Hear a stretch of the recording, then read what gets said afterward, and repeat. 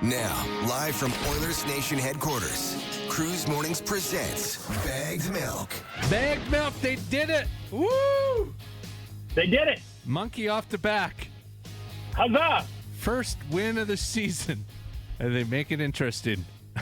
How are you feeling? Yeah, they certainly didn't make last night easy on themselves, did they? I was dropping 2 quick power play goals to start off the game was a bold strategy, but it ultimately worked for them. Well, and if you just looked at the score sheet, you'd think, oh, Draisaitl and McDavid must have owned this game, but that was not the case. It was the third line that held this thing together for them.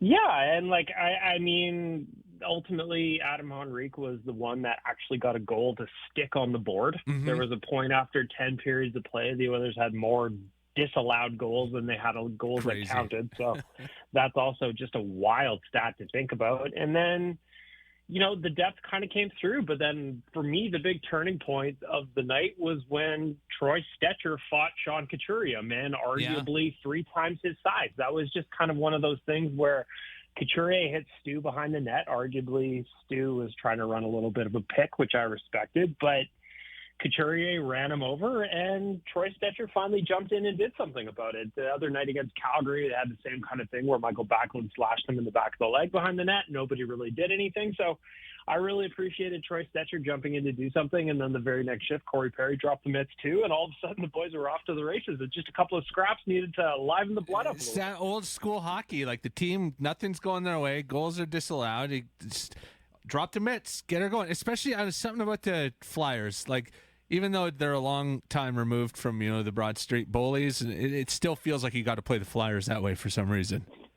Well, and it seemed like the Oilers needed something to wake themselves up, too. We were talking about it on the Oilers Nation radio on Tuesday, or yesterday, I guess, before the game, about just how they seemed really complacent in the first 3 games, kind of like, we're good, we know it, this should be easy, we're going to figure it out. But they needed something to kind of spark them a little bit. So hopefully last night was the start of what will be the next 16-game win streak.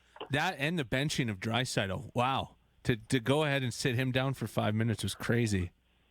Yeah, well, I mean, like for Leon, and he even said it in his postgame, that penalty he took towards the end of the second period was just like, my guy, what are you doing? We need you on the ice, not in the bench or in the penalty box. And the Oilers, again, were really undisciplined last night. Whether or not you think they deserved all 7 penalties, I don't think they did deserve all 7. They still took 7. And it's pretty tough to win when you spend almost a period in the penalty box. So I liked seeing Knobloch bench Draisaitl because it's a little accountability. It's a little bit of, hey, man, like, yeah, you're one of our best players, but you need to get going too. Nobody's above the law over here. Season kickoff party at Greta tomorrow.